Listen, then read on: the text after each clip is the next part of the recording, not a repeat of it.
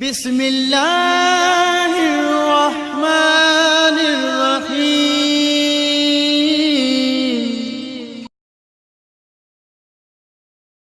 Bismillahirrahmanirrahim. Alhamdulillahi Rabbil Alameen. Wassalatu wassalamu ala Rasulihil Kareem. Amma ba'd. Mauziz Samin.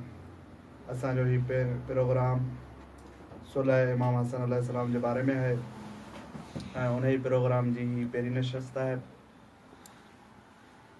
ही तमामु अहम programme मौज़ू है ऐं इन ही मौज़ू ते गुफ़्तगू न थियण जे करे कुझु इश्तबाहात ऐं कुझु सवालात पैदा थिया आहिनि ऐं कुझु इख़्तिलाफ़ थियो आहे बाज़ माण्हुनि हता के इमाम हसन अलैहिस्सलाम जी शख़्सियत ऐं बाज़ इमाम हुसैन अलैहिस्सलाम जी शख़्सियत ते इत्तहाम कयो आहे, तोहमत ही आहे।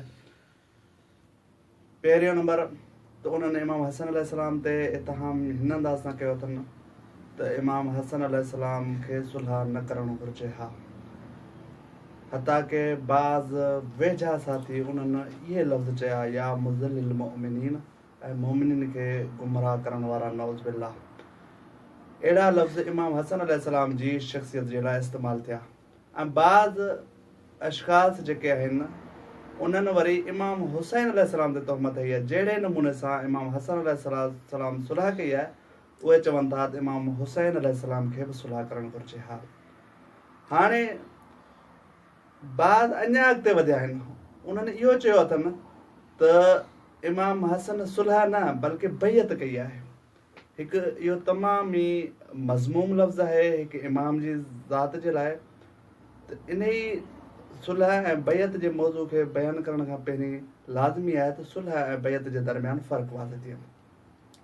सुलह ऐं बैयत जे दरमियान कुझु फ़र्क़ु उलमान बयानु कया आहिनि, जिन्हनि मां पहिरियों फ़र्क़ु ऐं अहम फ़र्क़ु इहो आहे त सुलह अक़द आहे ऐं अक़द में शर्त शुरूत रखिया वेंदा आहिनि, जॾहिं त बैयत ईका आहे जेका बग़ैर शर्त शुरूत जी हुजे थी।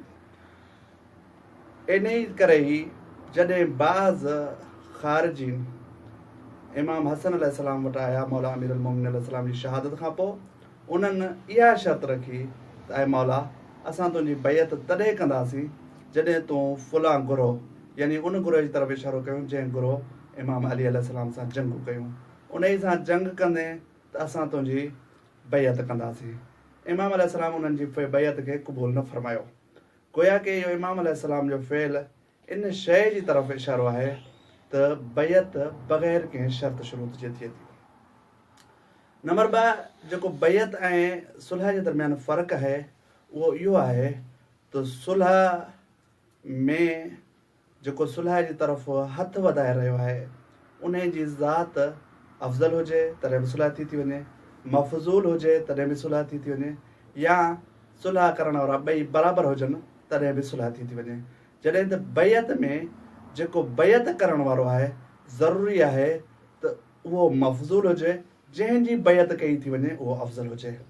इन ई करे ई त जॾहिं इमाम हुसैन अलैहिस्सलाम खां बैयत जो मुतालबो कयो वियो त इमाम हुसैन अलैहिस्सलाम ईअं न फरमायो त आउं बैयत नथो करियां, बल्कि इमाम हुसैन अलैहिस्सलाम हिकु तारीख़ी लफ़्ज़ फरमायो, तारीख़ी जुमिलो जेको तमामु बहितरीनु जुमिलो आहे ऐं हिकु मीज़ान आहे। उहो जुमिलो इहो आहे, मिसली ला युबाई और मिसल यज़ीद, मूं जहिड़ो कॾहिं बि यज़ीद जहिड़े जी बैयत न कंदो।